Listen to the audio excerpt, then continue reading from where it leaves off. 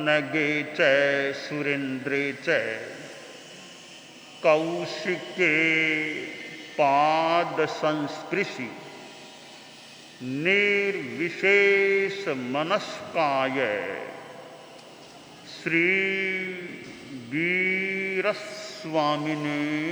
नमः। ठाणम आगम के 7वें स्थान में कहा गया है, महानक्षत्ते सत्त तारे पन्नत्ते अभि ईया दिया णम सत्त नक्षत्ता पुब्बदारिया पन्नत्ता तंजहा अभि ई सवणो धनिष्ठा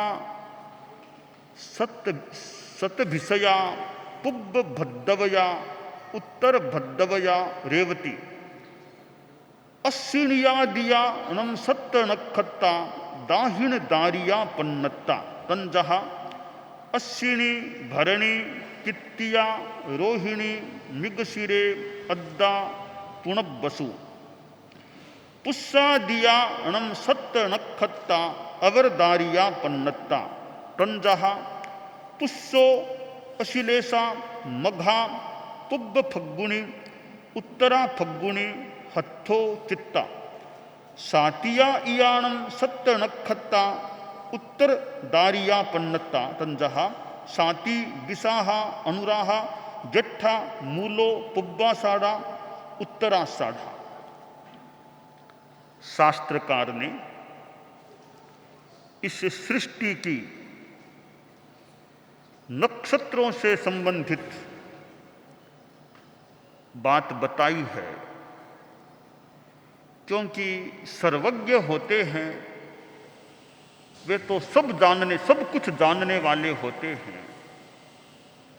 कई सर्वज्ञ नहीं हैं तो भी कई बातों को जान लेते हैं। तो शास्त्र में यह नक्षत्र जो एक देव जगत का एक अंग है, नक्षत्र तारा, इनसे संबंधित जो स्थिति है वह प्रकट की है। पहली बात कि मघा नाम का नक्षत्र है। मघा, उस मघा नक्षत्र की बात है कि मघा नक्षत्र 7 तारों वाला होता है। मघा नक्षत्र 7 तारों वाला होता है। दूसरी बात 28 नक्षत्रों की है। 7 7 7 7 28 नक्षत्रों को 4 भागों में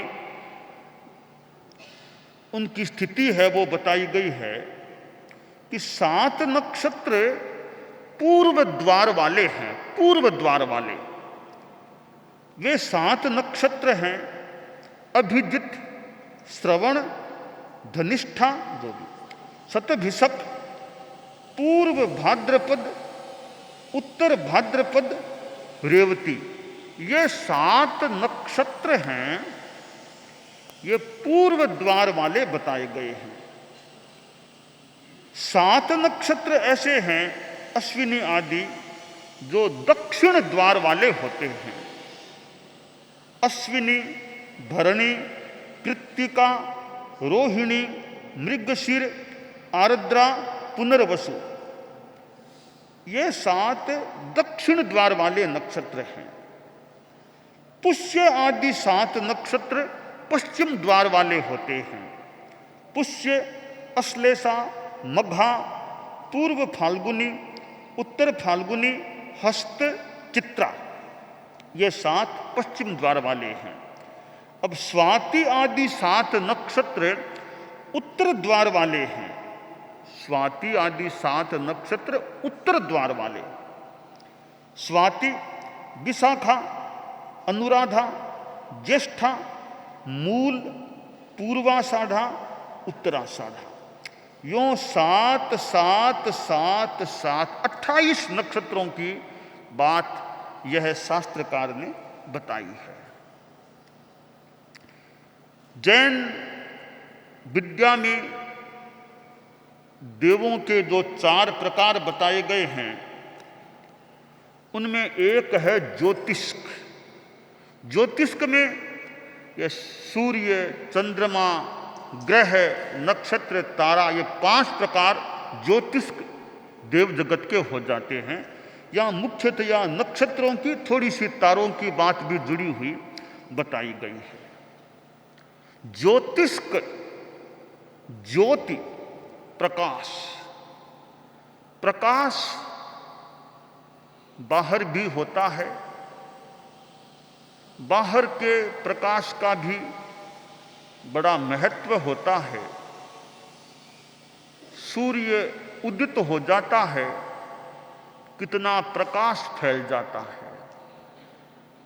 लोग आते हैं, जाते हैं, काम करते हैं, प्रकाश है, आसानी से गमनागमन आदि आदि क्रियाएं हो जाती हैं। और अंधकार हो जाए, सूर्य न रहे, अंधकार घना हो गया तो और कोई साधन भी नहीं है, अमावस्या जैसी रात है, तो अंधकार में काम करना, घूमना फिरना भी कठिन हो सकता है। तो प्रकाश का कितना महत्व है। अंधकार का थोड़ा अपना कुछ महत्व हो सकता है, पर प्रकाश का कितना महत्व है। जिनसे प्रकाश मिलता है उनका भी महत्व है। सूर्य का प्रकाश नहीं होता है, आदमी फिर अन्य उपकरणों से प्रकाश करता है। ट्यूबलाइट, लोटिए, टॉर्च, दिए, मोमबत्ती, लालटेन, इनसे भी सूर्य के अभाव की थोड़ी सी पूर्ति करने का प्रयास किया जाता है। यह सारा बाहर का प्रकाश है, परंतु इतना प्रकाश होने पर भी किसी के आंख नहीं है तो वो प्रकाश कितना क्या काम आएगा। आंखें हैं तो सूर्य के प्रकाश का भी उपयोग हो सकता है, और भी टॉर्च, ट्यूबलाइट आदि आदि के प्रकाश का उपयोग हो सकता है, बशर्ते कि आंखें आदमी के है तो। इन सारे प्रकाशों का महत्व मोटा मोटी तब है, ये छोटी छोटी आंखें होती हैं। 2 आंखें हो तो बहुत ही अच्छा है, किसी के 1 आंख हो तो भी काम मोटा मोटी चल जाता है। तो हमारे जीवन में आंख का बड़ा महत्व होता है प्रकाश के संदर्भ में, कि प्रकाश का महत्व तब है जब आंख आदमी के, प्राणी के होती है। तो चक्षुर इंद्रिय है, यह चक्षुर इंद्रिय सब प्राणियों के पास नहीं होती है। चींटियां है, उनके पास चक्षुर इंद्रिय नहीं है। लट है, चक्षुर इंद्रिय उनके पास नहीं है। यानी चक्षुर इंद्रिय उसी के पास हो सकती है जो प्राणी पंचेंद्रिय हो या चतुरिंद्रिय हो, उसी के पास चक्षु हो सकती है। त्रिंद्रिय तक चक्षु नहीं होती है। तो यह चक्षुदयाणम, चक्षुदाता को नमस्कार है। तीर्थंकर मानो कि चक्षु, ज्ञान चक्षु को खोलने वाले होते हैं। गुरु के लिए कहा गया अज्ञान तिमिरांधानाम ज्ञानांजन शलाकया चक्षुरुन्मीलितम येन तस्मै श्री गुरुवे नमः। उन श्री गुरुदेव को, गुरु को नमस्कार है जो आंख खोलने का काम करते हैं। किन की आंख? अज्ञान के तिमिर से जो अंधे बने हुए हैं, वे ज्ञान रूपी अंजन शलाका से चक्षु को उद्घाटित कर देते हैं। महात्मा, गुरु महात्मा थे, गांव में गए, लोग आए प्रवचन सुनने के लिए। प्रवचन के बाद बोले कि महात्मा जी, हमारे गांव में एक युवक है, वो बड़ा जिद्दी आदमी है। किस बात की जिद है? कि वो सूर्य को नहीं मानता, प्रकाश को नहीं मानता, तो प्रकाश को स्वीकार ही नहीं करता। तो महात्मा ने कहा क्यों? कि वो अंधा, जन्मांधा आदमी है, उसने कभी सूर्य को देखा ही नहीं है, प्रकाश को देखा नहीं, तो वो सूर्य या प्रकाश को कुछ नहीं मानता। आप उसको समझाओ कि सूर्य और प्रकाश को मानना शुरू कर दे। तो महात्मा जी बोले कि देखो, मेरे पास एक जड़ी बूटी की दवाई है, जड़ी बूटी है, उससे जन्मांध को भी चक्षु प्राप्ति हो सकती है। मैं वो प्रयोग करूंगा, उसकी आंखें खुल जाएगी, उसको मेरे पास लाओ। युवक को लोग उसको लेकर के आए और महात्मा के पास एक झोले में जड़ी बूटी थी, जानकार था दवाइयों का भी। वो जड़ी बूटी निकाल करके किसी सलाका से प्रयोग किया, उसकी दोनों आंखें खुल गई, उसको दिखने लग गया। अब उसने कहा हाँ सूर्य है, हाँ प्रकाश है। अपने आप सूर्य को भी मान लिया, प्रकाश को भी मान लिया। समझाने पर पहले नहीं मानता था, अब क्यों मान लिया? कि आंखें चक्षु प्राप्त हो गई। तो महात्मा जी बोले कि मैं बाहर की आंखों को खोलना भी थोड़ा जानता हूं, धार्मिक जगत का व्यक्ति हूं, तो भीतर की आंख को खोलना भी कुछ मैं जानता हूं। तो बाहर की आंख का बहुत महत्व है और भीतर की आंख का आत्म कल्याण के लिए बड़ा महत्व है। एको ही चक्षु रमलम सहजो विवेक है, तद्वद्भिरेव सह संवसतिर द्वितीयम, एतद्वयम यस्य चकास्तिन सो अंध। जो भी श्लोक की भाषा है, तस्याप मार्ग गमने खलु कोपराध है। एतद्वयम भुवि चकास्तिन यस्य सोंध है। जो भी कि एक चक्षु है, वो है अमल विवेक, आदमी का निर्मल विवेक है। ये दो आंखें तो है ही, एक तीसरी आंख वो है आदमी का निर्मल विवेक ज्ञान, वो आंख चक्षु है। मान लो खुद में इतनी विवेक शक्ति नहीं है, तो खुद में नहीं है, तो विवेक वालों के पास में रहो, वो कहे वैसा कर लो, तो ये भी एक आंख हो जाएगी। पहली आंख तो है खुद का विवेक, दूसरी आंख है विवेक वाले लोगों के पास रहना, उनकी बात मान लेना। जिसके पास पहली आंख है उसको तो दूसरी आंख की अपेक्षा भी नहीं है। पहली आंख नहीं है, खुद का विवेक नहीं है, तो कम से कम ज्ञानी आदमी कहे वैसा मान लो तो भी काम चलेगा। कवि ने कहा, जिस आदमी के पास न तो खुद का विवेक वो आंख है, न दूसरों की मानता है, दोनों ही ये आंखें नहीं हैं, वह आदमी अपमार्ग में जाए, गलत रास्ते में जाए,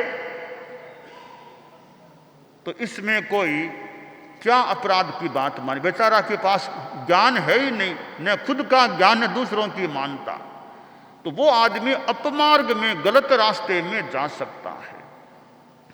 तो दुनिया में अविवेक का अंधकार भी हो सकता है, अज्ञान का अंधकार है।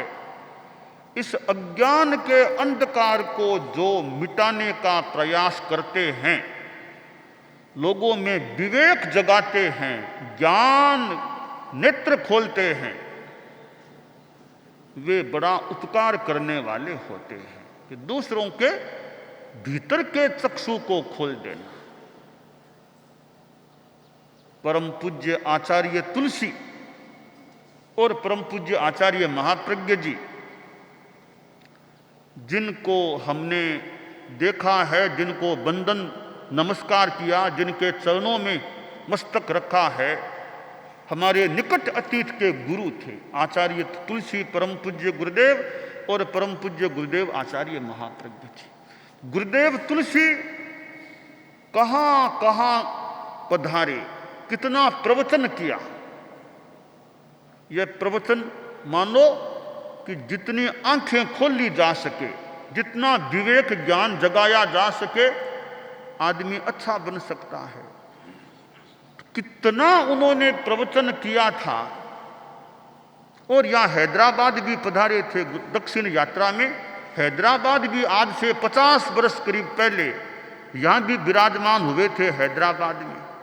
तो दक्षिण की यात्रा की थी, पूर्वांचल की, कोलकाता की भी, उधर की भी यात्रा की, और कहाँ कहाँ भारत में पधारे थे। तो आचार्य महाप्रज्ञ जी भी गुरुदेव तुलसी के साथ कितने कहाँ कहाँ पधारे थे, भ्रमण किया था। बाद में स्वयं अपने आचार्य काल में भी कितना जितना हो सका भ्रमण किया था। तो भ्रमण ही नहीं, साथ में वो विवेक नेत्र जगाने का प्रयास करना, वो बड़ी महत्वपूर्ण बात है। बहिर यात्रा के साथ साथ अंतर यात्रा की बात हो जाए